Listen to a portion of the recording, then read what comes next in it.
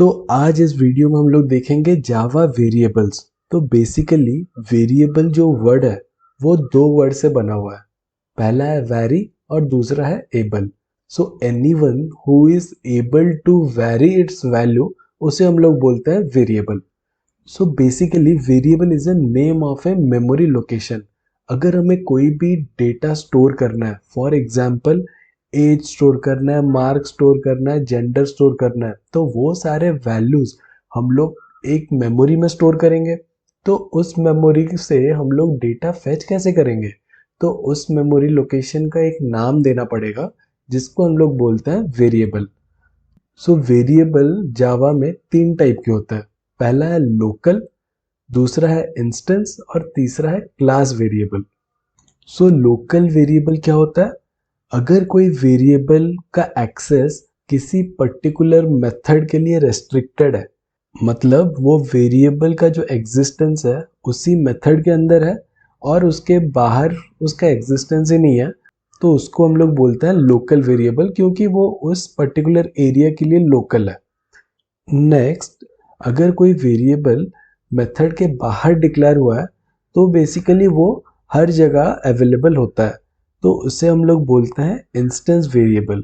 क्यों? क्योंकि जब हम लोग इंस्टेंस क्रिएट करते हैं उस क्लास का, मतलब ऑब्जेक्ट के थ्रू हम लोग उसे एक्सेस कर सकते हैं, इसीलिए हम लोग उसे बोलते हैं instance variable. Next, static variable. अगर किसी वेरिएबल के आगे हम लोग स्टैटिक कीवर्ड लगा दे तो वो कॉमन टू एक क्लास बन जाता है जिसे हम लोग एक्सेस कर सकते हैं विदाउट क्रिएटिंग द इंस्टेंस। मतलब ऑब्जेक्ट क्रिएट किए बिना ही हम लोग उस वेरिएबल को एक्सेस कर पाएंगे, तो उसीलिए उसे बोला जाता है क्लास वेरिएबल, क्योंकि directly class name dot variable name के द्वारा हम लोग उसे एक्सेस कर पाएंगे। तो इसी चीज का एक एग्जाम्पल देखते हैं। सपोज यहाँ पे मैं क्रिएट करता हूँ एक नया क्लास जिसका नाम दे देते हैं वेरिएबल्स। यहाँ पे साथ में ही मेन मेथड भी क्रिएट कर देता है। सपोज यहाँ पे एक मेथड हम लोग क्रिएट करते हैं प्रिंट वैल्यू, जिसमें हम लोग वैल्यूज प्रिंट करेंगे।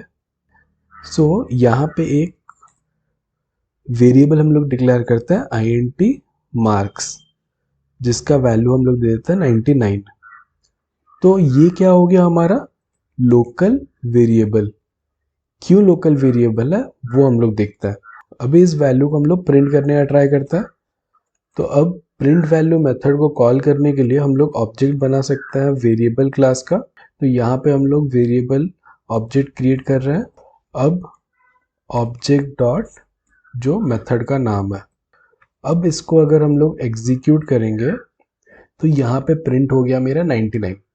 अब यहाँ पे जो मार्क्स 99 है वो लोकल वेरिएबल है, इसीलिए वो सिर्फ प्रिंट वैल्यू जो मेथड है उसके अंदर ही अवेलेबल है। अभी अगर इसी मार्क्स को हम लोग इसके बाहर प्रिंट करने का ट्राई करेंगे तो यहाँ पे आप देख सकते हो एरर आ जाता है, cannot be resolve to a variable. लेकिन वहीं पे अगर मैं यहाँ पे int marks equal to 97 store करूं और उस मार्क्स को मैं यहाँ प्रिंट करने का ट्राई करूं, तो यहाँ पे आप देख सकते हो 97 फिर 99। तो यहाँ पे जो मार्क्स ले रहा है इंस्टेंस वेरिएबल है 97, वहां से ले रहा है, और ये 99 लोकल टू दिस मेथड है। अब यहाँ क्या करते हैं हम लोग, ये जो मार्क्स हम लोग ने लिया हुआ है इस मार्क्स को हम लोग प्रिंट करते हैं दूसरे मेथड में। सपोज प्रिंट वैल्यू 1, तो यहाँ पे 99 जो है उसे हटा देता है और यहाँ पे प्रिंट करने का ट्राई करता है प्रिंट वैल्यू 1, तो प्रिंट हो गया 97। तो यहाँ पे ये जो 97 है वो मेरा क्या हो गया, इंस्टेंस वेरिएबल। तो वहीं पे अगर हम लोग और एक वेरिएबल लेते हैं int age इक्वल टू 30 और इसे हम लोग स्टैटिक डिक्लेयर कर देता है, तो ये हो गया स्टैटिक वेरिएबल।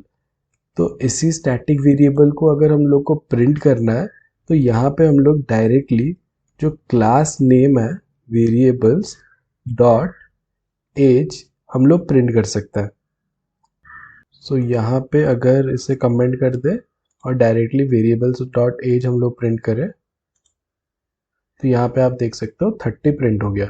तो ये हो गया हम लोग का static variable.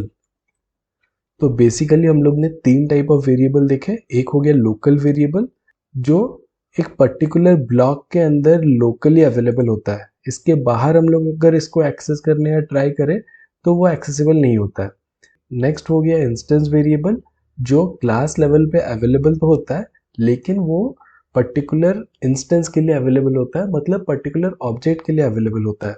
Next static variable जो क्लास लेवल पे सबके लिए अवेलेबल होता है और जिसे एक्सेस करने के लिए हमें ऑब्जेक्ट क्रिएट करना नहीं पड़ेगा, directly class name dot variable name use करके हम लोग इसे एक्सेस कर सकते हैं।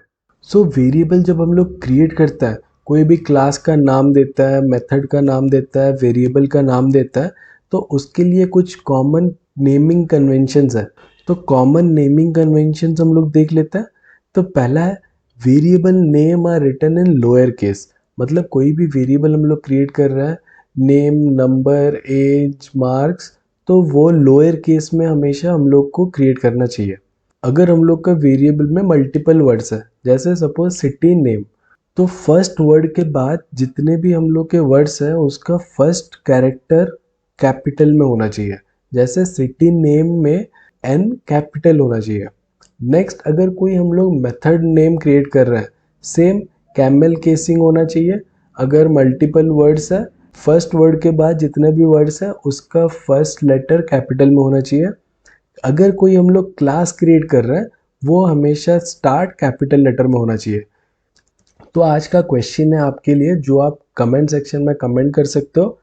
तो जावा में जो वेरिएबल स्टोर होता है वो रैम में स्टोर होता है या रोम में स्टोर होता है, रैंडम एक्सेस मेमोरी में स्टोर होता है या रीड ओनली मेमोरी में स्टोर होता है, ये आप कमेंट करके बताइए।